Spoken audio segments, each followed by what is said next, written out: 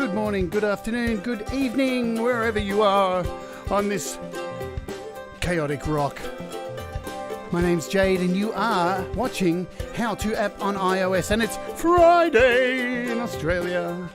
Thursday for the rest of you poor buggers around the world, because we're in the future.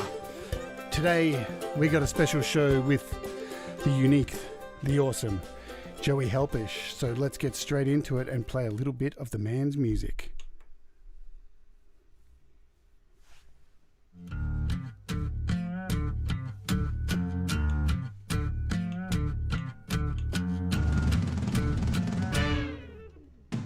Something terrible and do it again. Do it again. Do it again. Make it a habit and do it again.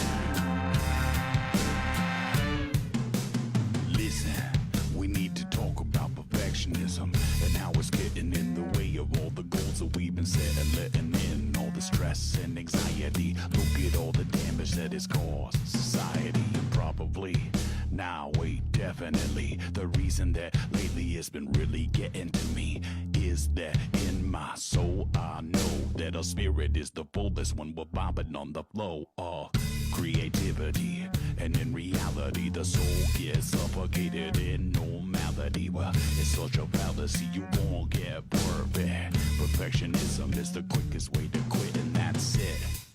That's the thing, that's the start. The only way to make it good enough is to find a process that you love. Make it anyway, even if it sucks. Make something terrible and do it again. Do it again, do it again.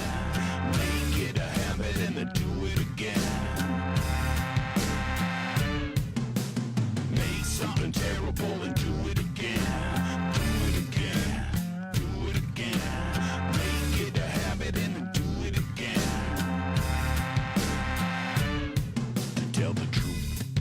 Really breaks my heart when people think that they can't make art, or drop a couple bars, or reach for the stars, deciding that they lost before it even starts.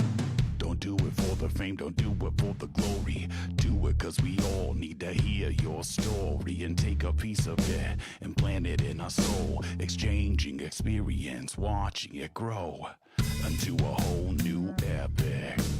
Otherwise it's lost sitting in dead end traffic, so stagnant. So go and make some paint splashes, make a little racket. Well, that's it, and that's the thing, that's the stuff. The only way to make it good enough is to find a process that you love. Make it anyway, even if it sucks. Make something terrible and do it again. Do it again, do it again. Make it a habit and then do it again. Make something terrible and do it again. Do it again, do it again. Make it a habit and then do it again. Make something terrible and do it again. Do it again, do it again. Make it a habit and then do it again. Make something terrible and do it again. Do it again, do it again. Make it a habit and then do it again. Hello everybody, welcome to the show. My name's Jade, as you know, and today we have an artist here who is not only unique, that's an understatement. Joey Helpish is one of the most prolific creators I have unearthed in recent times. Let's be honest, his mesh of musical styles, vocal rhymes, and positive lyrics are very distinctive and original. Not only is he an amazing creator using iOS to the fullest, but he's a teacher of music to many, from beginner to experienced. And I hope you will all settle in for the next hour as we delve into the world of song therapist Joey Helpish. Joey, welcome to the show, my friend. Thanks so much, buddy. I'm stoked to be here. Yay! And I just have to say, it's so cool to see all the GarageBand users, homies, in the feed. I'm excited. Yeah, we've got a crew, and they're good people.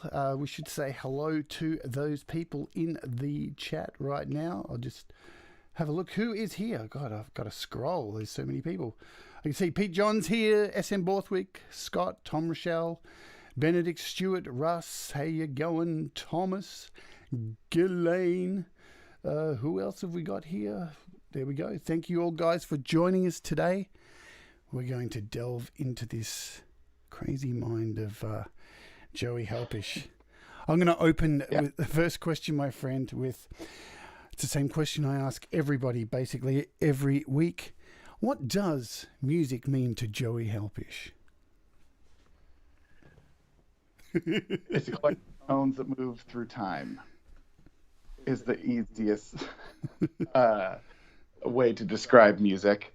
I heard that once and I was like, oh, that's such a weird way to explain what that really is. Just a collection of tones that moves through time. But really, to me, especially if those who kind of know what I'm into and you're about to learn, what it's really all about is empathy and emotions and understanding the emotional world through the universal language, that I can understand what someone feels without hearing a damn word, is really important to me as someone who really struggled with understanding other people's emotions and social interactions, because I am on the autism spectrum. And so to me, it's a language that I can speak and never be misunderstood. And when I speak English, I'm usually misunderstood most of the time. So to me, when people say the universal language, that music is universal language and that music is therapy, I wasn't satisfied with that, with just stopping there. I want to quantify it. I want to contribute some way into really understanding why those two things are true. So to me, it's a universal therapeutic language, and I'm kind of dedicating my whole life to figuring out what that actually means and how to quantify it, because I don't think we've done a great job of that in the last several thousand years. So that's kind of what it means to me. It's a really, I hesitate to say a big part of my life, because it's basically all of my life, and every aspect of it. It all comes back to music, because it's the only way that I was able to successfully communicate to people from the get-go. I still struggle with that today, but I've never struggled with communicating how I feel through music. Very well said. I kind of understand. I especially worked out trouble communicating with people when I moved to America, because I'm Australian, and they couldn't understand a fucking word that I was saying. So kind of similar, but not similar. So I'm going to take my questions out of order, because that's just what I'm going to do, because of how you answered that question. So speaking, I'll just find the question. So you've wrote many songs about mental health and believing in oneself. Yeah. I just want to know how your journey has been to get to that songwriting ability to be able to create songs of such depth in such a shallow world. Right. I mean, that's a deep question. You started it, man. I didn't think you would go deep on the first answer. Well, I knew you would. Yeah, that's kind of how I do. Well, first of all, I guess on the deepness of everything, I kind of haven't. Well, I mean, I am a goofy son of a bitch, but I struggle to not be deep, which is, again, part of the makeup of my brain. Yeah. And so that's always where I've always gone since I was a child, was always into deepness. But there's this, well, you know what? I'll just talk about this moment with my dad, because there's very few good ones. So I like to talk about the good ones. So I'm with a therapist, and the therapist is trying to diagnose me with some sort of hyperactivity. You know, he's too hyper. And then my dad says, have you noticed because he's talking about my constant tapping on the desk. My dad says, have you noticed it's in rhythm? Right. Have you guys not considered that he is just constantly musicking? Yeah, right. And he can't stop it. And I really was on a very long search from probably basically all of my childhood. And then when music really got a hold of me, that was an excuse to dive into the emotions that I was just constantly being misunderstood. Another time I was with a therapist and I said that I see people. What I meant was that I am able to look beyond these superficial things and really see people and know a lot about them pretty instantly. Yeah. What he wrote down was that he suspected that I was schizophrenic. Oh my God. So there was So there's What? this, and also when I was 15, I got told that my IQ was 70. So there's this mistrust of the entire system. Yeah. That people like me just fall through the cracks and they just don't get it. Yep. And I talk about this a lot, about how I went to a mental institution for a suicide attempt when I was a teenager, and I completely healed myself, and I had nothing to do with what anybody did there. I was just alone in a room with blank walls and art supplies. And then what I realized is that, like, every single time that I was going through hard stuff, there was only one way that I was able to get to the other side, which was to get it out. My wife, Kirsten, says this thing that is just so true about what we do, which is that when you don't express things, it becomes a secret, and secrets make us sick. Yeah. And every time that I've ever been mentally sick, it's because I wasn't making shit. And because I was wrapped up in the work world, I was wrapped up in a relationship, I was wrapped up in something. And every time I've let myself not create things, I kept secrets. Yeah. Yeah, fully. And so to me, that's like such a huge part about what creativity does, is it gets out the secrets so that we don't have to be sick anymore. And that's not to take away from the real power of medication and different types of therapy. I think that those are all important.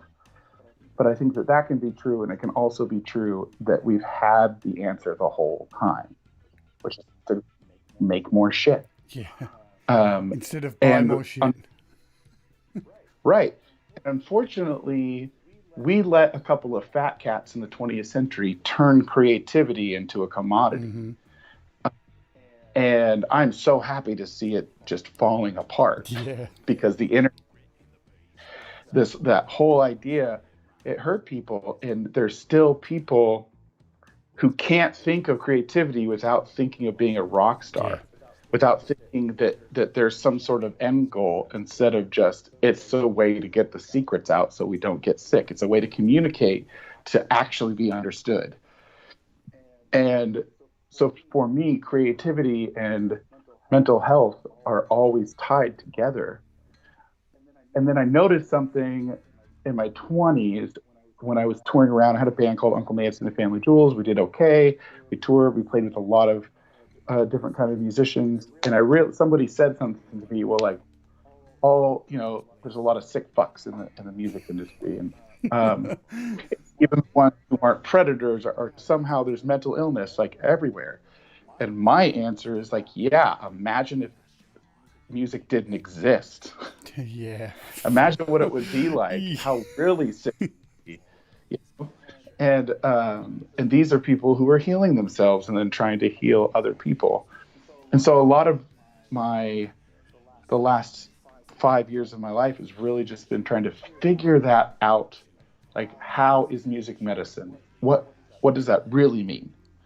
And because I think that if we really quantify it and we really understand how this emotional language works, instead of assigning all of these 1,000-year-old terms like Dorian mode and Phrygian mode that don't mean a goddamn thing to anybody born in the last 1,000 years. Basically, that's what root motives is. That's what we do, is we just replace all the modes with words that actually make sense, like love, longing, sorrow, and hope. I don't know if I answered your question. Yeah, man. But yeah. Doesn't matter. Really, what you said is absolutely beautiful. Like, Thanks, man. I love that about your music. I love that about who you are. You're so honest, and you're so, as they say here for Australian rules football, when you play the game, you leave everything on the field, and that's what you do with your music. And it's an incredibly powerful thing to be able to do, and to maintain the strength to do it. Because I don't think people realize just how much strength it takes the artist to do that. And as you said, with looking at music like a commodity, and everyone's so focused on money, and everybody wants more of this artist, and you forget. I think it's Lady Gaga was one of the first artists who really made me think about this, how she gets so sick and has to pull out from doing live shows because she really does pour everything out. And you're one of those artists too. Girl, that's the fucking thing. It's the thing. That's why I pulled out of music for a lot of reasons. It's so funny that you know, our focus here is mental health, and I had to quit. I had to walk away from a major record deal. I had to walk away from thousands of like amazing fans in this crazy community because I have an inability to not just give everything. Yeah. And it's so rough on a person. So, but that's been a big motive. Having that experience in my late 20s, like, you can't just give up. You can't just not perform. There has to be a way to do it. And so, like, when I do perform in real space and not in meat space, I'm not embarrassed anymore to say, here I have to have a controlled environment. And it's not only that, some of that is because what I've really learned in my 30s as an autistic man is that, like, I'm not a control freak because I understand that I need a controlled environment to succeed and not go crazy and kill everybody. That's what Grand Theft Auto is for, man. Yeah, right. So, like, it's okay to want a controlled environment, but it's even more than that because, like, you bring up Lady Gaga. Lady Gaga needs a controlled environment. Yeah. When you release this stuff, you're releasing all these secrets, and you're just so vulnerable. You're so tender. Yeah. You need to do it in a controlled environment, and that's so much of, like, what I teach too is, like, how to find your space that is controlled, that just lets you just be and exist and get the shit out. Yeah, it's like playing shows and putting so much. It's like tearing a Band-Aid off once a day without having time to heal the next wound, and you end up. Yeah, which I'm really sorry to cut you off. No, good. There's a thing that's been going on right now. We call it a pandemic, right? Yeah. And everybody's been locked down, and everybody's been more focused on the internet. And what I've really seen is that I think that people like you and I, and probably people that are watching this, there's a leveling of the playing field. It's coming.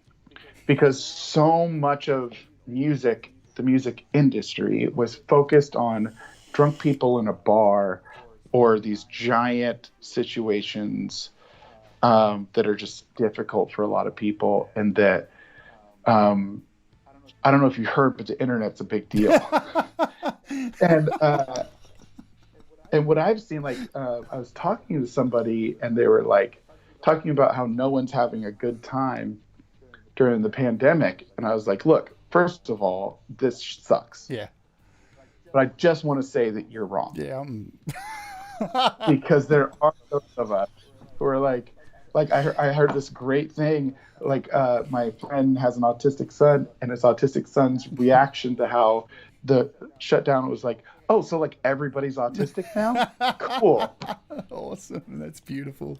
Like, everybody has to stay home and stay in their bubble, and, like, and yeah, and I just think that there's this cool thing that is happening, that there's no one way to have success. And I don't mean success as in, like, being a rock star, because I think there are no knights and princesses anymore. Yeah. There's no more rock stars anymore. Yeah.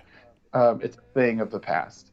But success as in having a community, building. So, like, I put out tons of music. None of it ever is for a hit single. It's so that people know that I make music every day, so they believe me when I tell them that I can teach them how to make music every day and be less sick. Yeah. That's it. That's all I'm trying to do. And because of the way that the internet is set up, a lot of people are going to be able to be successful in just using the language of music to start a business, to start a community, to start all these different things. And music can be a language instead of just this one-dimensional thing of like, you make an album a year, and you go on tour and you do this. Like, music is so much bigger than that. Creativity is so much bigger than that. It's just so small, the way that we've been looking at it for over 100 years. And there you go. There's a mini rant. Yeah, man. I can sum it up in a very simple catchphrase. Music is more than merch. Because Yeah, that's where we're at with music, man. It's just wrong. And, you know, like you said, with the kings and queens of rock and roll and all these celebrities, Madonna's been in a bathtub for 4 months making videos now. Does she ever leave that bathtub? I mean, she's going insane, I think. And can you think how much violence in the world has dissipated, to forget about all the protests and stuff, just from bars every Friday and Saturday night with rock bands playing? Like, there's so much violence that's been taken out of music with all this. I'm with you on the whole lockdown stuff. It's terrible. You know, the deaths are horrible. All that stuff we all know. But there's something inside me and so many other people I know who are going through mental illness or poverty and stuff, who are actually doing better. Yeah. It's bizarre. There is a shift happening. We're off music, so I'll try and get back onto it. We could go down that path very easily. But I will ask, since you brought it up, what the hell is song therapy? I love that, because we often say what the helpish is song therapy. I was going to do it. I thought it was a bit too cheesy. So coming from me. I mean, do you want the description or the story? Maybe the story. I love stories. Did I just answer your own question? The question I asked? Okay, so Kirsten and I, shout out to Lady Helpish. Hi. She's probably watching this after she's sleeping right now. She's basically a late sleeper on Australian time, even though we're in Oregon. Yeah. So we started a business together before we actually accidentally fell in love. That wasn't supposed to happen. We were supposed to just start a business together and bring creativity and funny enough, the album that we're going to talk about in a minute, that's called Creation is Possible. That's the tagline of our business. That's our motto. Right. It's possible. So we were going through things for, I think, about a year, and then root motives started being created. We had assigned all these emotions, and we started applying it to people by just basically interviewing them and getting them to rant. And then a friend of mine who's a jeweler, he hired us for one of the coolest gigs I've ever done that changed our life forever, which he's like, look, so you can sit down with someone and hear them talk and turn it into a song in like an hour. So yeah, like I have all of these clients that I'm working on rings for. Most of them are getting married. So will you come in during one of their sessions where I'm making a ring and just talk to them and just make a song for them? Most of those songs ended up on my first full-length Joey Helpish album I released a few months ago called The Love. And so all of them were they would just tell me how they met, and I just write them their love song. The coolest moment from that experience is I love-hate wedding singers. And one of those couples sent me a video of their wedding and just the most cheesiest, stereotypical wedding band ever playing a song I wrote. Nice. And it was amazing. Okay, so at the end of that, though, this man comes in. He's an older man, and he lost his wife. And the jeweler was melting down his wife's ring into his ring to make this little scene of the tree that her ashes were buried. And I wrote all the lyrics. It was a lot of man tears were in that room. Yeah. It was just three dudes just like crying so hard because when I asked him what emotions, he said all of them. Oh, wow. So I did this walk down from the 1 to the 7 to the 6 to it's this very emotional step down from love into transition into despair and power. And afterwards, I realized like, oh, this is way bigger than just like writing a love song for people. This is a way to use the therapeutic part of music on a whole level that I never would have considered this. And so we opened up a beta program, and I wrote songs about abusive lovers, dead cats. I wrote a song with a kid about swinging and what that feels like, and it was like really what playing music on stage feels like for me, and all these different things. And then we opened it up, and I started having actual clients who come to me every week, like a real therapist. I'm not a licensed therapist at all, but coming to me every week, and I'd write a song for them. And then Mother's Day happened, and that blew my mind because I just wrote like 50 songs for moms. And so that's what song therapy is, and that's what song therapy is as a service. But that moment changed the way I teach forever, because I just am training song therapists. That doesn't necessarily mean that my students, we call them dandies, would go on to like do what I do for other people, but they can do it for themselves. That instead of training songwriters, I'm training song therapists. And so song therapy has just become everything to Dandyland. So there's what the Helpish is. Song therapy. Musical counselor.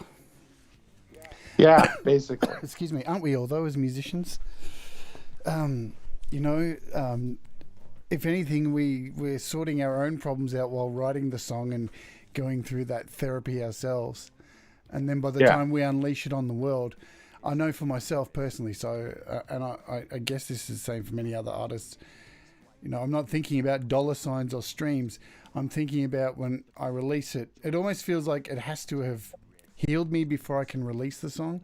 And then once it goes out, it will find those who need to be healed by it. That goes to something I talk about a lot in my teaching, which is like, the product isn't for you. Yeah.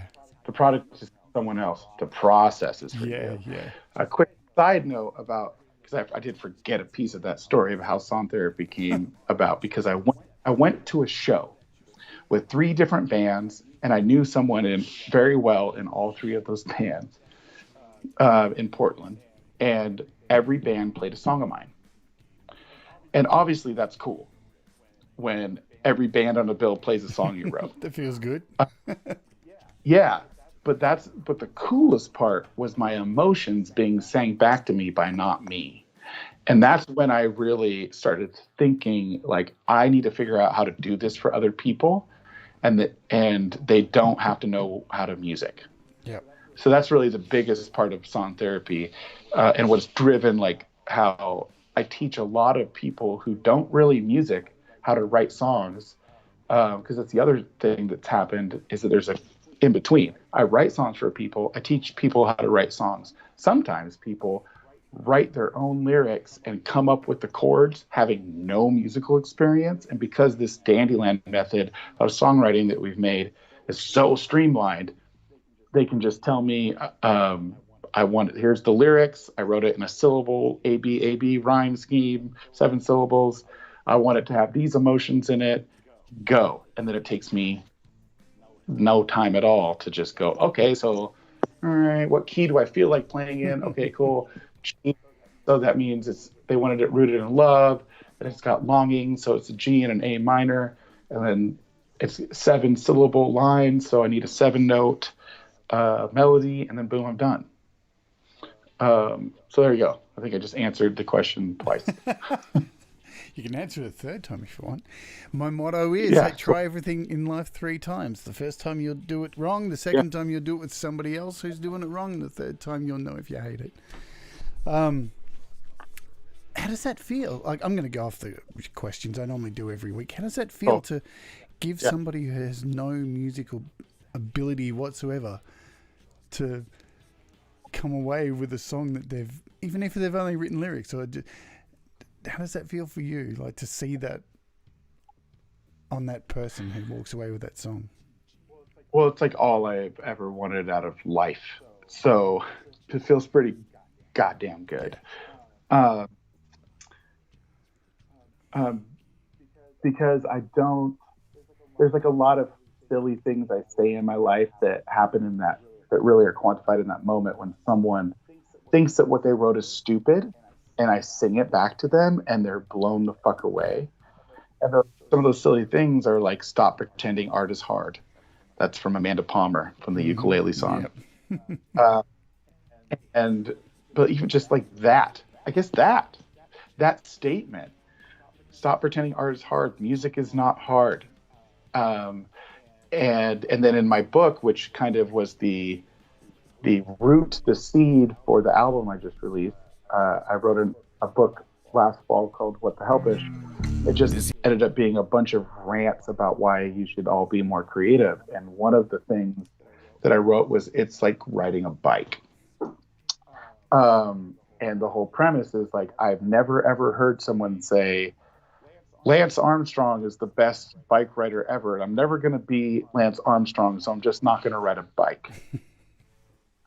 It's silly, but that excuse I get all the time of why people can't make that painting, write that book, write that song, because they think that it's not worth it if they can't be some amazing thing. And like the truth is like riding a bike is a really good idea. It's a really accessible way to get to a place, and use little resources, and get a little exercise. Songwriting or being creative is a really easy way to get your soul to a nearby place and get your soul a little exercise. It's the same concept. And so that's why, like, I even had a friend stop herself when she started doing like, oh, well, I'm just no artist. And she like looked at me, like knowing how I feel about it. Like, I'm just going to shut up. You're right. And I didn't even have to say anything. Yeah. So I guess it's working. Yeah, man. But yeah, the answer is, it's like why I breathe. Are those moments when a person can figure out that like, I can just take away the mysticism, and just like, no, it's not a magical thing I do. It's just a collection of rules, and it's a hell of a way to communicate, because they feel understood and they feel validated. And the other part of like how I became a song therapist and the things that I do is that I worked in Alzheimer's for a decade. And I studied and then began to teach this thing that we call validation therapy, for people with Alzheimer's. Basically, the gist of validation therapy is just when a person is demented and their reality is skewed, you don't waste your time trying to tell them they're wrong. You just believe everything they say. When I do song therapy, I don't question anything. I just believe everything they say. And then they're validated. Because when I'm struggling to get some point across, all I want is just no agenda, no second guessing how I feel. I just want you to believe me right now. You cannot believe me 10 minutes from now. But right now, I just need to be validated that my feelings are real. And that's something that we are all dealing with right now. And I have hope that we are dealing with it because we're figuring out that everybody deserves to be seen. Everybody deserves to be validated. And I just haven't found a way to do that better than creativity. Yeah. I can't find it.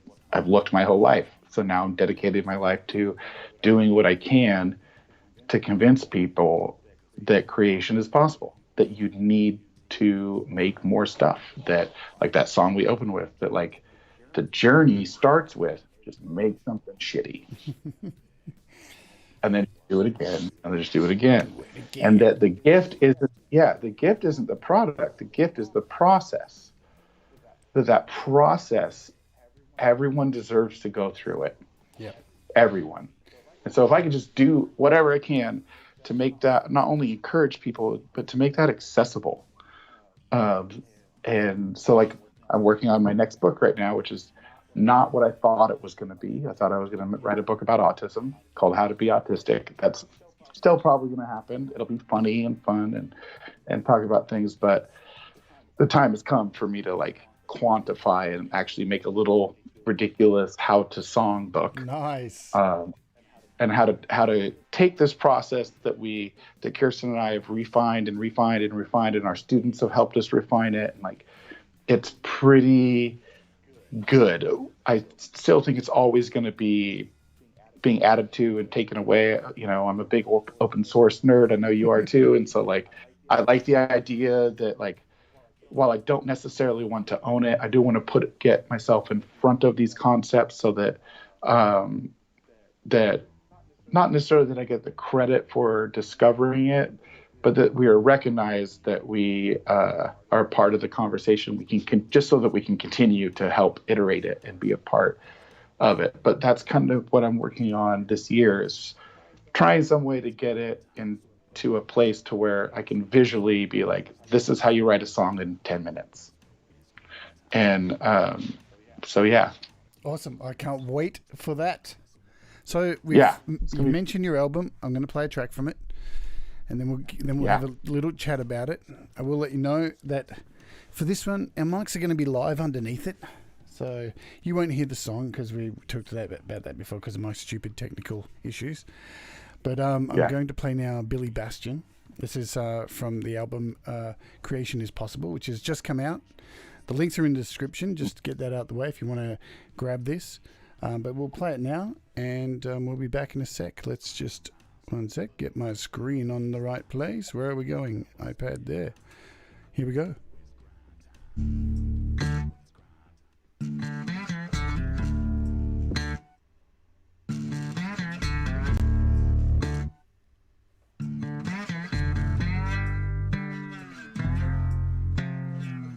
This here's a little story about a kid named Billy. Takes place not that long ago in a galaxy not that far away. Alright. Well, here's a little story about Billy Bastion. He was social distancing before it wasn't fashion, putting in the work to follow his passion. Billy Bastion. Well, here's a little story about Billy Bastion. He was social distancing before it wasn't fashion, putting in the work to follow his passion. Billy Bastion. Well, Billy was a strange kid. Billy didn't fit in. Billy really struggled with social interaction. Sometimes Billy felt like an alien. Most of the time he felt like everybody hated him. Billy didn't like to be touched, didn't like to play rough. He preferred to be alone. They called that Asperger syndrome. From a broken home, he built a universe on his own, all in his dome. Here's a little story about Billy Bastion. He was social distancing before it wasn't fashion, putting in the work to follow his passion. Billy Bastion. Well, here's a little story about Billy Bastion. He was social distancing before it wasn't fashion, putting in the work to follow his passion. Billy Bastion. Late at night, sitting in dim light, Billy's all alone and his mind takes flight. His rhymes are dope and his beats are tight. Don't believe me, you are listening to him right now. Loud, well, Billy is me, just a mask that I created so you didn't have to see all this anxiety that's hitting underneath, so I can write this down and get some relief. Here's a little story about Billy Bastion. He was social distancing before it wasn't fashion, putting in the work to follow his passion. Billy Bastion. Well, here's a little story about Billy Bastion. He was social distancing before it wasn't fashion, putting in the work to follow his passion. Billy Bastion.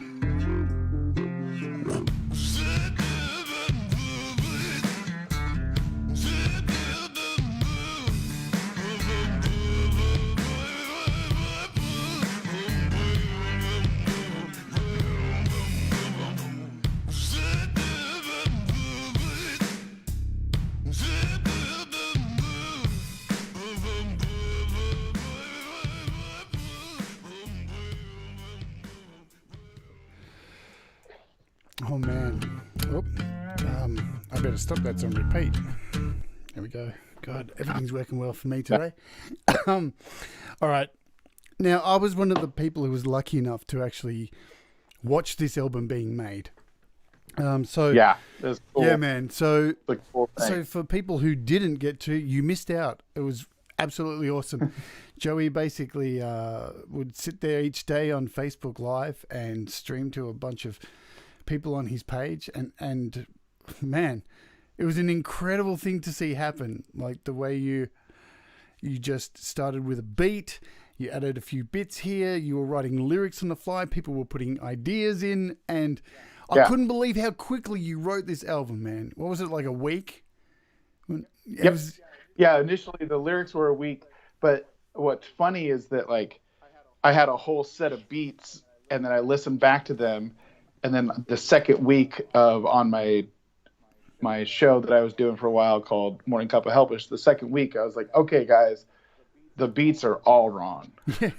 And so I went through and I remade everything to be more funky. Yep.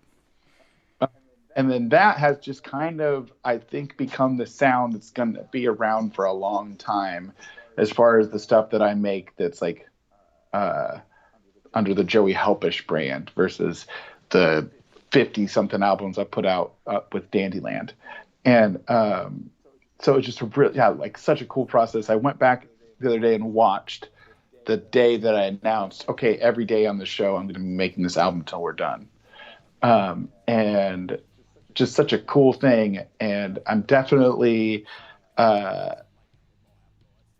of starting a little bit in the summer. I took a big break from doing I was live streaming several times a day and kind of burnt out a little bit because it's not like I started during the pandemic. I've been doing this for a long time. And so I needed to, we also made a giant move. Yeah. And right at the end of this album should have been out months ago, but right kind of in the middle of the shutdown and the pandemic, Kirsten and I moved 2.5 hours away to a completely different city. And we had to do it all, just the two of us. And it was exhausting. And you were back online the next day, man, though.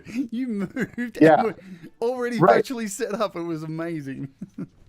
Yeah. But then like it took about a week after that for me to just kind of like go like, like Kirsten pointed out, she's like, you haven't physically stopped moving for 2 months. Like you haven't sat down for 2 months. Yeah. And so I kind of took a little break. But anyway, as I start coming back, one of the big focuses is going to be doing more of that how to song thing. And those of you like Pete who have known me for a while know that I did a podcast for a while called How to Song. And then I kind of went away. I kept going away and coming back to it. But what I really learned during the creation of this album is how to song wants to actually be, which is just me sitting in a room making stuff and people interrupting me, which is like that's how I spent most of all of my 20s, most of my teenage years, definitely all of my 30s, because one of the things that really inspired me to make this album was me talking to a friend of mine who goes by Marv Ellis. And he's a rapper. He's from Eugene, where I'm also from. And I was trying to convince him to live stream. And I said, one of the greatest gifts he's ever given me was I got to sit on the couch while you made albums. And then that made me go, oh, I need to let people sit on my couch while I make an album because I have all of these friendships that have lasted several years, and all of them have one thing in common. I let them sit on my couch when I made an album. And that connection is like, that's a forever connection. And I talk a lot about personal branding on a very like underground level. Like I think when people talk about marketing and branding, they really tend to talk up here. Yep. But I talk a lot about like, no, you just need like 6 people to be into what you do. You don't need thousands. You just need like 6, and then just like let them have an intimate connection with you and allow them to bring other people to have that intimate connection with you. And I think that the making of this album and also like the message was so much of that. And it's just such a breakthrough of how I want to live my life. Yep. just letting people sit on my couch. So thank you for sitting on my couch virtually when I made this album. I love it, man. Well, I was laying in my bed interrupting you during your album because Yeah, of the time difference and stuff. because it's like late at Yeah, night. yeah, it Yeah, was like around midnight or something. But it was. I have a very weird schedule of videos I watch every night. Like I have a snake video that goes live at 11. Then there's a wrestling video that goes for another 20 minutes, and then you would come on around 12. So I had this little TV viewing thing yeah. from my bed that I was in three different people's lounge rooms. Is so much fun to be a part of. So, look, the album's incredible. I have to admit, like the Thank two you. songs that I played to, absolutely my favorite. I find myself cooking dinner and just going, Billy Bash Joe, and just Yeah. it's a Well, they're that both song earworms. I have. Yeah, that song is just. I've always wanted to make a really. I like it when I get to make really autistic music. Yep.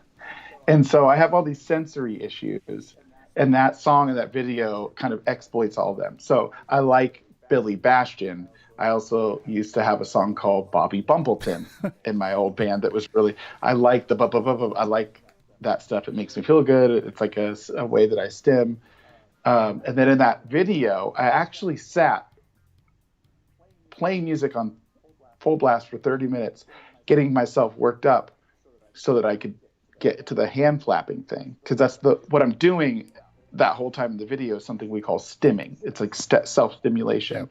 Yep. And I used to let myself do it and be weird, and then I just got sick of hearing, oh, he's on drugs, oh, he's this, oh, he's this.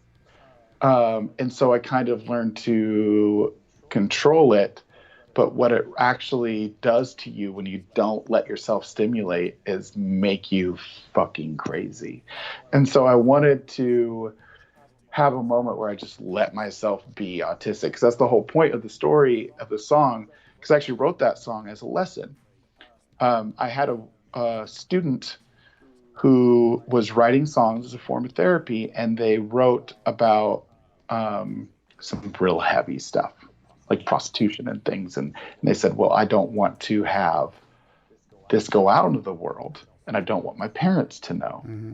And I said, well, let me tell you about, and I was talking about a song I wrote called Bobby Bumbleton, which is a song about a kid who killed his parents. And I said, this was me talking about, it was just an excuse to talk in the third person about how I feel about my parents. Yeah. And so then the next day I wrote, I was in the middle of all this stuff, and I wrote Billy Bastion. And at the end there's that little plot twist of his rhymes were dope and his beats were tight. You don't believe me? You're listening to him right now. And just like kind of a way to show that using music and songwriting as therapy doesn't always have to just like shine a light on yourself. Yeah, yeah. But of course, at the end, I decided to shine a light on myself. But I've written plenty of songs that are about other people that are not about other people. And they're just about myself. And it's just a way to use this kind of little blanket. And that's what I say at the end. A mask that I created so you wouldn't have to see all the anxiety that's hidden underneath, so I can write this down and get some relief. That we can use music as a tool and this kind of like little mask we put on so that we can not keep those secrets inside. Yeah, it's a real Wizard of Oz moment, man, in that song. Right, paying no attention. It really is. That curtain comes back, and you know, it was a Shyamalan movie. I feel, you know, there was that twist. It was beautiful. Like, yeah, I can't tell you enough. So if you're not a follower of Joey Helpish, look him up on Facebook, and once he gets back into doing these shows, really jump in and have a look. It's a really fantastic process, and there's a really good community of people there as well, who I might say are people who I have noticed have been through song therapy and stuff like that. So clearly, and you can see the amount of I don't know, gratefulness in their relationship with you, even though you probably haven't met some of them in real life, or I don't know if so that's. I haven't met most of them in real life. Yeah. It's an incredible thing to be a part of. So, Yeah. speaking of Thank alter egos, I just want to bring up Uncle Nancy. That's son of a bitch. We don't have to go there. Yeah. Oh, we can. I love talking to fans. It was so funny, I moved back. I lived in Portland for years, and I moved back to Eugene, and forgot everybody calls me Nancy here. Yeah, right. And it's not that like, and I was so when it first started happening, I kind of was like, oh, because I'm not used to it. What's fantastic is how used I got to being called Nancy. And how so many, like that name was so intentional. Yeah. Of Uncle Nancy, of like bringing these two things together, kind of like Marilyn Manson, and spoiler alert, was really into Marilyn Manson as a kid, but that like grown ass alpha dudes just have no problem. Yeah. Just be, yo, Nancy, what's up? Yeah. Talking to a dude that's like, while I wouldn't call myself masculine. I would call myself what I call the new alpha, but that I'm masculine enough, but that it is challenging those things. So that was like really cool to like come back to Eugene and like kind of be shocked, like, oh my God, I pulled that off. Yeah. Like big way to where people are just like, to normalize it. And I think if we could all do little things like that, that's fucking fantastic. So yeah, Uncle Nancy, he's an asshole. Is the whole thing. Uh-oh. Did we freeze? Okay. I think we're back. We're good? I had a little bit of a glitch. I don't know. I can still see you on my side, so. Okay, good.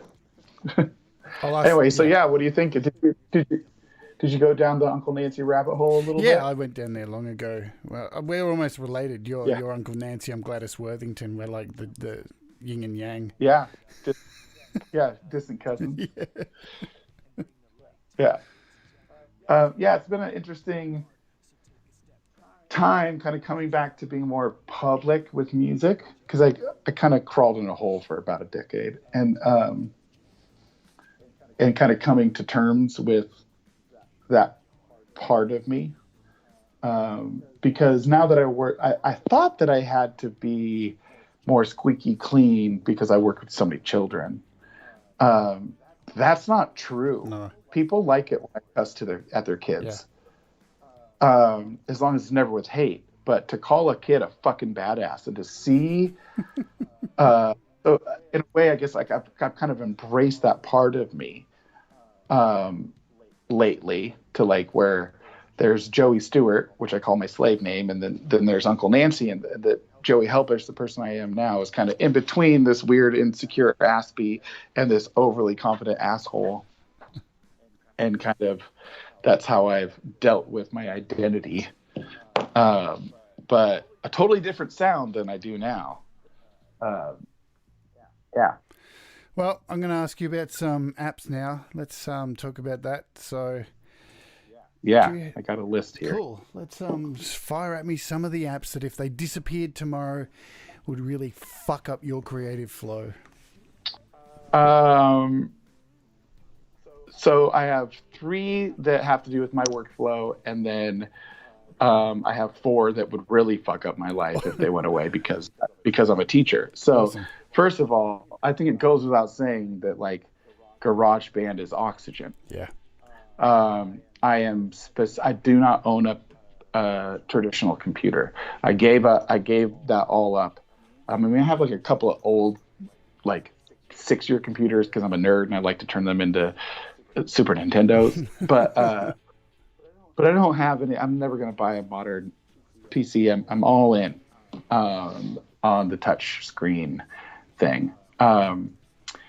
And I started, my first DAW was Logic. And so I've been here for a really long time in GarageBand land, and it is like breathing to me. Yeah. So even every time I go to other apps, or even like things like inter-app audio and all the like bells and whistles, I usually end up like Creation is Possible is just, I use the heavy drum set because I love that thing. I can play it, and I just played it all on the iPad, and then I use the blooming bass and the guitar. That's it. No plugins or anything like that, because I'm so intrinsically married into GarageBand that I can just create so quickly. Yeah. So that is kind of like number one. But what's really, I also owned a Korg Triton, like many a beat maker has of a certain age. And so when Korg started making things for the iPad, I started kind of like going, oh, okay, I see what you're doing there. I'm not really into the like techno beat making stuff, but it's cool that you brought over all these like things to touchscreen, all these Korg modules and things, and the keyboards. And then I bought Korg Gadget when it was on sale, like a couple years ago, and that's what I used to perform. I own the Nano Studio, and then Nano Keys, whatever. They have these little Bluetooth keyboard controllers that are specifically for Korg Gadget. Yep. And for Korg Gadget, it's like a loop pedal for MIDI, and it just a lot of my students use it, and it's an easy beat maker. But for me, it's just whenever you see me go live and you hear a beat underneath me, I'm running Korg Gadget. Yep. And Korg Gadget, when it comes to live stuff, where I wish that GarageBand did a lot of things, but I've come to just accept that GarageBand does some things really great, and all the rest of the stuff I just needed to find a place to get that. Yeah. And for me, live looping. There's just not a really great way to have a instant live situation in GarageBand. So I started playing around with Gadget. And then my third thing that is a huge part of performing for me is Korg's module. It's worth every penny. Which one is it? Korg module. Yeah. So that's basically their equivalent of a Triton, where they have all these different sound packs. And I just got their orchestral thing. Speaking of, I guess there's a fourth one that I couldn't go without. But their orchestral stuff in Korg module, I know you're really into orchestral stuff, and it's mind-blowing the way that they use velocity and the tapping of the keys of the MIDI keyboard. It's just incredible. And how much I use this very little. How much are the packs in? I'm just looking. It's on the screen now. Way too much money. I always wait for a deal. $15 for Orchestral Dreams. Is that the? Oh, that's pretty good. Yeah, because sometimes it can be $20 to $50. Ridiculous. So you always want to be. Side note. Well, that's Australian too, so it's probably a lot cheaper for you. Yeah. Right. One of the things I appreciate about you so much, especially in the GarageBand User's Guide, is that always posting when things are on sale, because I think that's so important. Because if you're like anything like me and you start looking through your purchase apps, you start going like, ugh, I've spent thousands of dollars over the years. It's just ridiculous. Right. And then that kind of leads into a complete side note away from music of my favorite app ecosystem on the iPad. Because I've spent so much money on games that I played for an hour. Apple Arcade. Man, it's cool. To me, as someone who bought a Super Nintendo on day one, sitting with Kirsten and going through these new games, it was just like, whoa, everything I love about Apple in this platform. And it's $5 a month. Yeah. Ridiculous. And it's the same feeling of going from, because for those of us who are old enough to remember who owned a Nintendo, playing Donkey Kong Country on Super Nintendo was such a giant, it was such a giant leap, not just in graphics. I mean, that was a huge leap to have anything photorealistic, like the cool things they did in Donkey Kong Country, but the gameplay, how intelligent it was. And the music, man. And the sound. And that's the thing, is that so many iOS games, I just can't turn the audio on. But every single Apple Arcade game that I have played, I have headphones on and I'm having a time. And I need that because I am such a creator that sometimes it can I'll destroy myself, just constantly going. And so to be able on that same device to just go like, okay, I'm just going to be SpongeBob for 20 minutes and just have that experience. So that was one of the things I wanted to mention that were like just a side note. And also if you have kids, like every single student of mine, every kid has Apple Arcade because I talk to their parents. Like, so there's no in-app purchases. Yeah. They don't ever have to ask you for permission. They just go. There's no violence, or at least no like gore, and everything is like indie and wonderful. There's no ads. None of that stuff exists. It's just a space for your kids to just go have fun. There's that game, man. I don't know what it's called. It's like a 3D surfing kind of, and you're surfing through, you're on these lines, these like digital lines, kind of like Tron kind of thing, and everything. I forget what it's called. It's so action packed and crazy and really avant garde. Oh, it's like something hard. Yeah, man. Oh, yeah. Far out. That game is sick as hell, and the music is just whoa. Well, because it's basically it's an album. Yeah. That game, pretty short game. It's an album that was turned into a game. And I love that Incredible. Stuff. And then heavy brass, I use, and that's a audio unit app. Love it. And I'm sure you're familiar with it because you use that and the other stuff. But I use it very minimally, but on almost every song on Creation is Possible, and it just added so much. And as someone who's worked with horns, who feels guilty about telling a horn section. So I just basically want you to play for 4 bars in the whole song. Yeah. And the rest of the time, shut the hell up. So, and that's rough to just tell the saxophone player, I just want boom, boom, boom, boom, boom, boom. Only during the chorus, shut up the rest of the time. And so being able to have something that sounds so sweet, it sounds so good. And it's really hard to tell that it's digital, and that's just incredible to me. And the amount of control you have about it has breath control. Yeah, it's incredible. And velocity. And so I did a show on it. Those are things that I use. I did a show on it. Oh, really? And because I only do like 20 minutes, which kind of always goes over a little bit because there's just so much in it. Like I didn't even touch on all the little. All the little frills and bits. I just really, I just covered the first page really, and I looked at the time and was like, holy shit, I'm already 35 minutes in. There's just too much in that app. Even though there doesn't look like there's a lot to it, it's compared to something like their other app, iSymphonic, which seems to have a whole lot more going on, definitely a whole lot more samples and more money. That's the one advantage with heavy brass. It's a once-off payment. There's no in-app purchases, which is great. But there's so much depth. It is just incredible. So I'm glad you brought that up because I was wondering if you used that.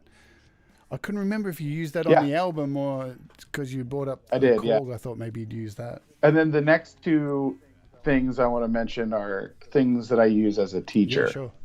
So first of all, there's an app called Stick Motion that just doesn't get enough attention. They also have an app that's a little more expensive and a little more for modern devices. But Stick Motion is still supported on like iOS 7, like still to this day. And Stick Motion is just the simplest, most streamlined animation app I've ever seen. If you guys get a chance in my school, which is called Dandyland Studios, we put out every month a video from one of our students, Z, who is on the autism spectrum and was considered nonverbal. And I kind of taught him how to speak through making cartoons. And he puts out a Z tunes. They're hilarious. It's like Robot Chicken, but like very stripped down and very simple.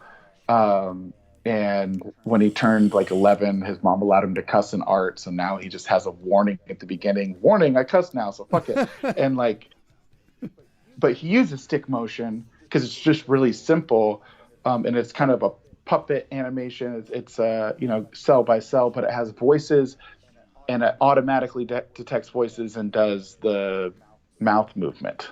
So you can make these things, and it's if you have kids, or if you just want to learn what the hell animation does, it's just such a simple way to do that, and it's a $3 Yeah, app. it's cheap as. So here it's Yeah. $2.99 in Australia, so it's even going to be cheaper where you are.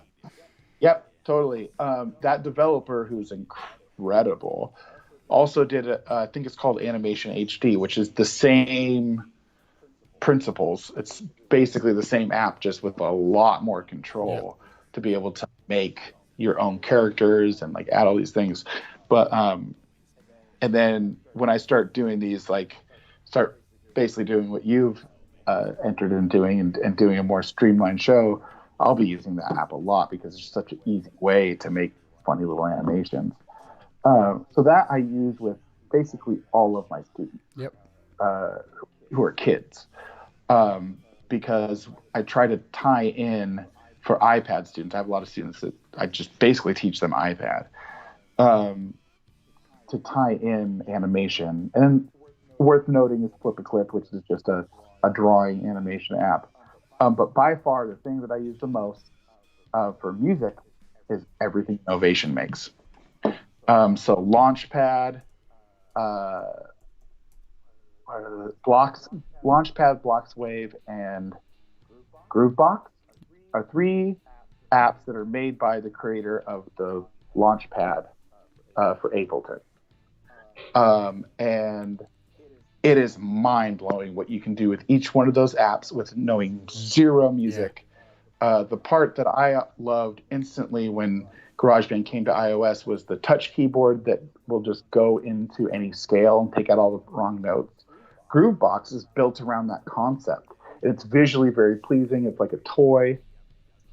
And the quickest way to get somebody to understand how beats are made and how music happens is just to open up Bloxwave and just start touching things. And all of a sudden you have a song that starts great. And all of these apps can, by paying a few bucks for in-app purchase, can just become amazing things. If you are at all intrigued by what I do as a teacher, please go check out Dusty Bubbles. He's awesome. Right now, him and Yak Zoo are 2 students who are actively creating music constantly. But Dusty Bubbles uses all Novation apps. He found that was his thing. Whereas like Yak Zoo, I don't know if you've heard Yak Zoo yet, which is the neurotic hip hop. Yak Zoo is all Gadget. And he really can get that kind of like his album he's about to finish. It just sounds so much like Rage Against the Machine and Primus, and he's really like getting a little more rocky. Nice. But Dusty, if you want to know what you can really do with these 3 amazing apps by Novation, like that's his music is incredible. And it's so simple. And the guy just started, as soon as I taught him a little bit about music, he started using these apps to just constantly make stuff. I think he's put out 2 albums. He's about to drop a 3rd one, and then the 4th and 5th are going to happen any minute after that. So those are things that have made a huge difference in my life. And then the thing I wanted to mention, what I'm currently learning and playing around with, which is Koala, the Koala Sampler. Yes. I don't know if you've seen this thing, but I instantly wanted a pocket operator when Teenage Engineering came out with it. And I played with one, and I was like, I'm actually not a tactile person like a lot of people are. I like a smooth surface. And so it wasn't really my thing. But then, and I looked for an app that was like that, and I found some things, but they didn't really have the flow. But with Koala, especially on the phone, just being able to, I do this with kids all the time. We just walk around the house and take little samples and make beats out of it, because it's just such an easy way to use your phone as a sample mic, get the sample, manipulate it, and then boom, you're going, and it feels like a Game Boy. Yeah. It's just like this little. And then I've used it on my iPad Mini also, and so there you go. There's your. I don't even know how many apps that was. It's probably more than 10. It's on my list, Koala. I haven't bought it yet. I have the magic list that has currently so 60 apps on it. Yeah, right. Yeah. it's fun. I think it's best if you kind of approach it like a game. Yeah, yeah. Like it's something you do when you would play a video Well, it game. looks like it too. It looks like a game just looking at the screenshots on the screen. So yeah, it's very toyish, but not toyish in a bad way. I feel like a lot of people say, "Oh, it's like a toy." It's like a negative thing, but it's fun. Yeah. And it's just a cool way. Yeah, it's just a cool way to wrap your mind around the weird concept of making music out of samples of audio. It's pretty dope. We love dope. Yeah. You can take that how you want. I'm leaving that open. All right, so I'll ask you my final question, and which I ask everybody, and then we'll bid you farewell because I've got a competition to announce some winners for. So, all right, Joey Helpish, in your opinion, when is the best time for someone to start creating music? I made a whole album about it. It's called apple.com/Joey Helpish. Just creation is possible. Yeah.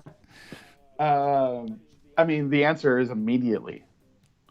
The best time was 2 days ago. The second best time is right now. And I think that, like, there's a lot to that, though, because I work with, I mean, it's ridiculous how diverse the student body at Dandyland is. But we do have a good chunk of people in their middle ages. A lot of empty nesters and that kind of thing. And so much of what I have to do for that first month is kind of be like on repeat.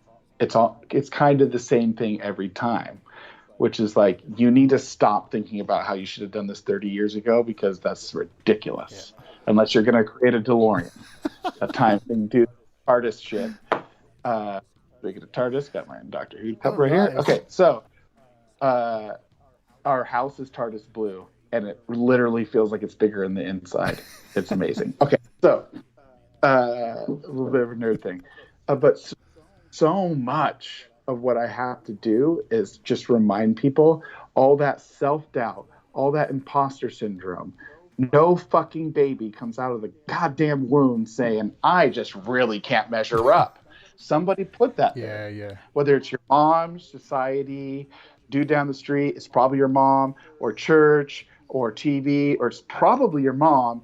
And not anything against moms, but there is a culture where our parents, and a lot of it from moms, really put a lot of self-doubt in there. And I think it's important to recognize that when you are starting your journey to be creative. 99.99999% of people, the reason why they stop that journey is because someone put that bullshit in their head that they need to be amazing at it, or it's not worth it.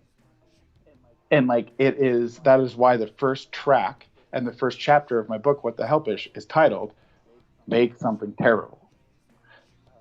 Because that is what it's all about. Making something terrible is fucking really fun. And do it again. I don't know if you've ever just made some shitty doodles with a kid, but it's like the funnest time you'll ever have. And the time is always right now. Yeah. And it's not just the time to start making music. The time to make music is always yes. What time should you start music? Yes. Yes. And on that note, folks, I strongly suggest you head over to the links in the description on the video, because there's links to everything Joey Helpish, all of his music, his latest album, links to as much as I could fit in, and we haven't even spoken. I just grabbed a bunch of things. So if there's any more stuff you want to add in later, just shoot a message to me and I'll add it all in. I think I would say I don't do a great job of I'm trying to do a better job of letting people know that Dandyland is not also like a song therapy clinic in a school. Also, if you look up Dandyland on Apple Music or Spotify, there's 50 albums. Yeah. Some of them are just me. Some of them, a lot of the albums and songs are like lessons that I just had a byproduct, and so I put out an album. And anything you see that's Dandy Labs, there's like Dandy Labs volumes, whatever. Those are just workshops. That's what we call our workshops, Dandy Labs. But there's a bunch of really cool stuff on the Dandyland pages on the YouTube and Spotify. We do this series called Dandy Kids. We've done 2 so far. The 3rd one is done, and the 4th one I'm currently working on. One of those songs that is now across all platforms over 1 million plays. And that song is Poopy Stupid Butt. Because apparently, which I wrote, by the way, with 4-year-olds. Yeah, I wrote a song with 4-year-olds. I would hope so. Yeah. I wrote a song with 4-year-olds, and then it got on all the things. But apparently kids really love to say to Alexa, play Poopy Butt, play stupid poop song, play stupid poopy butt, play poopy stupid butt. And it's now over 1 million plays. Yes. Which my favorite thing about that is before that song, my most successful song with Uncle Nancy and Family Jewels was a song called Hey Hey, and the chorus was you fucking douchebag piece of shit. Poopy Stupid Butt is basically the 4-year-old version of that. Kids version. But it's way more successful than anything I've ever done. And if I ever start to get high on my own supply, I just have to remind myself the most successful song I've ever had was written by 4-year-olds about poop. So it makes no sense.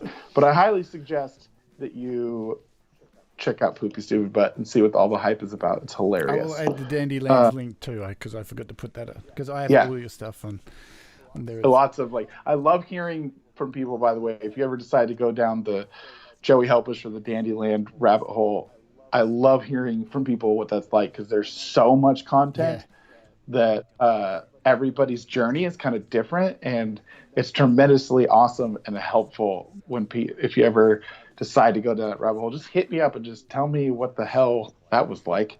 I've been down it. I can compare it to going through from Zappa's Mothers of Intervention all the way through till the end. That's what it was like for me. Right. And you even went down the Uncle Nancy rabbit hole. Yeah. I don't know if you found, there's also an Uncle Nancy Bandcamp page with 26 albums. I haven't found that. Well, I'm going to be searching. There you go.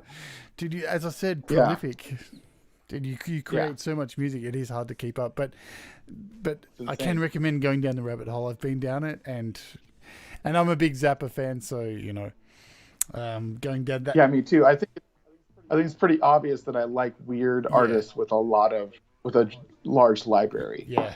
That's why I make so much content, because in 1,000 years, when people look up Joey Helpish, I want them to have like a lifetime experience. If they are into what I do, I want the amount of content to never end, because that's why I like Mike Patton. Just when I think I've heard it all, some weird ass thing happens, or like, oh, did you know that he produced this album of these rappers and these DJs? Or did you know? I love that. Genius. That is my hope for all of humanity. Yeah. That all of humanity just leaves behind this giant body of work, that we don't need to watch home videos. We can just consume all of your albums, because you're another person who has an incredible body of work. We should all do that. Yeah. I think it's really cool. I think that both of us would agree that being able to say, like, I have a body of work is something everyone should be able to say. It's an amazing thing to have. What if we just all had these giant bodies of work of creativity? That's like what motivates me to do what I do. Make more stuff. Worthwhile. Terrible. Yeah. Yeah. On that note, thank you very much for your time today, and thank you so much. Opening up your mind and wisdom and creativity to all of us, and being really easy to interview. Everybody who I've had on has been wonderful and been very honest and open. So thank you very much for that. People, please do yourself a favor. Instead of just going and listening to the new album Creation Is Possible, go listen to it on one of your iOS devices and leave it on repeat. Shuffle for the whole night. Just do that. Do that for every artist once a week. It's a good thing to do, because you may get like 30 cents out of that whole day of streaming. So you've got to get 30 cents where you can get it. But no, seriously. Yeah. I always recommend that. I do it for all my favorite artists, including myself. So thank you very much, Joey. I'll let you go, but I might catch up with you once the show finishes, just to have that chat that we're going to have afterwards. But I'll knock you off the call for now because I'll just do this competition. Unless you want to stay for it, like if you want to stay for it, I'm gonna do a random number generator. I have to actually make a quick phone call. Sweet. Well, thank you very much, my friend.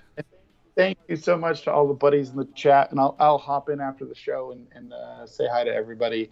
But you're all amazing. What an amazing community, and thank you to which I call him GarageBand Jesus. Thank you to Pete Johns for just being the spark. I think that's worth mentioning every time any of us get together. Just thank you, GB Jesus. GB Jesus. All right, my friend. All right, buddy. Have a good day. I'll speak to you soon. Thank you. Bye. Okay, hello everybody. Let's what an amazing person Joey is. I'm so glad got him on the show. I've been wanting him on the show for a little while now, even though we're only up to episode 28. So thank you all for staying. I knew this was going to be a long one today because I really wanted to deep dive, and I knew I was going to get a bit emotional. So and that's what I like, because it doesn't always have to be about apps, and that's cool. So let's have a look. Let's do this competition, so we've had a few people who've entered these two competitions. Now, if you can see on my screen here, we'll go full screen. Where's my full screen? Now, how we're doing this is we've got 2 apps to give away, 2 of Harmonizr and 3 of Vocal Soloist. So everybody's name is down in order as they commented on the actual video. As you can see, Harmonizr has 19 people who entered for it, and I'm using a random number generator. So you can see it's all very fair, no cheating or anything like that. And let's just give it a click and see who the first out of these 19 will be. And it's going to be 19. So PAL was the last to comment and the first to win. So that's the first Harmonizr one we've given away. And the second one, let's give a generate. And, I clicked it and it came up with 18 first. You all saw that, and I clicked it twice. So 18 was the second one, which is Gary Hubbs. And then I clicked it again. So, sorry, SM Borthwick, if that looked like it was you, but I did click it once and saw 18. So, and the second one for Vocal Soloist, we've got 8 people in that. Let's give a click. And that is number 6, which is Gary Hubbs again. What do you know? Somebody wins twice. That's how you enter. That's the way it fucking rolls. Pretty lucky dude right there. So we've got 2 more to give away. Number 7, which is Mike Holmes, has picked up solo vocalist. And the last click will be number 2, which is Patrick Chandler. So commiserations to everyone who missed out. I will stick a pinned note at the top of this video with my email address. So all of these people, Gary Hubbs, Mike Holmes, Patrick Chandler, and Pal, just send me an email once you see it, which is jade@dreadcircus.com, and I'll give you the codes via email. That's the show for today. Thank you very much, everybody, for coming along, and thank you very much for Joey for being involved in the show and sharing his music and his story with us.